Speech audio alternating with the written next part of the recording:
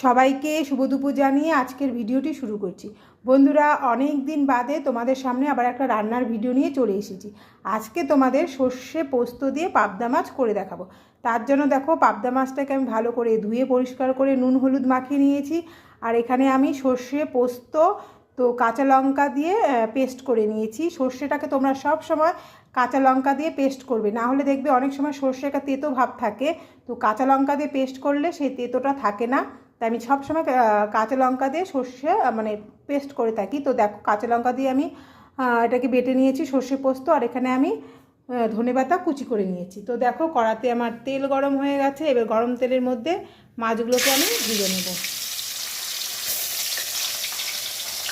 এভাবে মাছগুলোকে আমি দেখো বন্ধুরা, এভাবে আমি মাছটাকে ভেজে ভাজছি। তো ভাজা হয়ে গেলে মাছটাকে আমি ভেজে তুলে নেব। বন্ধুরা দেখো, মাছটাকে আমি ভেজে তুলে নিয়েছি। এবার সেই তেলের মধ্যে তো আমি একটু কালো জিরা ফোড়ন দিয়ে দিলাম। দেখো, কালো জিরা ফোড়ন দিয়ে দিলাম। এবার সেই যে সর্ষে পোস্ত যে বাটাটা, তো সেটাও আমি দেখো দিয়ে দিলাম।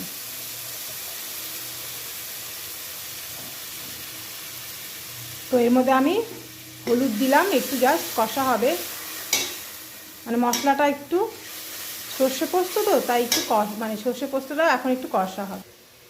দেখো, তো তার মধ্যে আমি হলুদ দিয়ে দিয়েছিলাম, এই পরিমাণ মতো একটু নুন দিয়ে দিলাম, দিয়ে আর একটু নাড়াচাড়া করে নিলাম।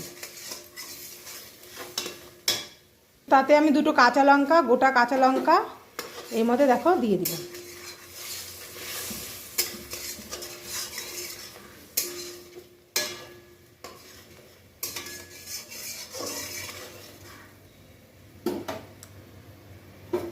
তাই একটু ফুটলে মাছগুলো আমি এর মধ্যে দিয়ে দেব।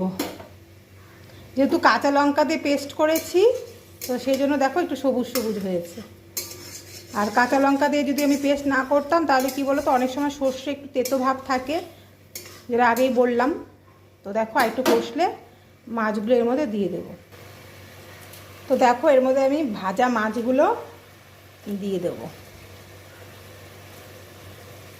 এটা খুব অল্প সময়ের মধ্যে হয়ে যায়, খুব একটা দেরি হয় না, চটজলদি রান্না, খুব অল্প সময়ের মধ্যে খুব একটা সুন্দর সুস্বাদু রান্না। তো তার মধ্যে দেখো যে ধনেপাতাটা কুচিয়ে রেখেছিলাম, সেটা উপর দিয়ে দিলাম।